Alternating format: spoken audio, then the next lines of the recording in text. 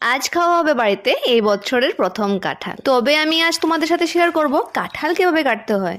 কাঁঠাল কাটতে গেলে কখনো কখনো আমাদের হাতে এত আঠা ভরে যায়, সেটা ছাড়াতে অনেকটা ঝামেলা হয়ে যায়। কাঁঠাল কাটার আগে হাতের মধ্যে একটুখানি সর্ষের তেল নিয়ে ভালো করে হাতে মেখে যে দাও দিয়ে কাটা হবে সেই দাটার মধ্যেও লাগিয়ে নিতে হবে। তারপর কাঁঠালটা সুন্দরভাবে কেটে একটা গামলাতে নিয়ে নেবে বেশি করে জল, আর দিয়ে দেবে ওর মধ্যে 1 টেবিল চামচ হলুদ গুঁড়ো। আর হলুদ গুঁড়ো দিয়ে জলটা ভালো করে মিশে কাঁঠালটা কাটার আগে রেডি করে রাখবে।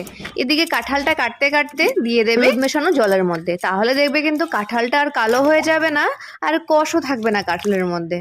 তারপর আরেকটা টিপস হলো, কাঁঠাল সেদ্ধ করার সময় কিন্তু প্রায় আমাদের প্রেসার কুকারের মধ্যে আঠা ভরে যায়। এই টিপসটা ফলো করলে কিন্তু তোমাদের প্রেসার কুকারে কখনো আঠা ভরবে না। প্রেসার কুকারে লাগিয়ে নেবে ভালো করে একটু সরষের তেল, সাথে প্রেসার কুকারে ঢাকনার মধ্যেও কিন্তু লাগিয়ে নেবে। আমার বলা টিপসে একবার তোমরা অবশ্যই কাঁঠাল কেটে দেখো, তারপরে আমাকে কমেন্ট করে জানিও। টাটা।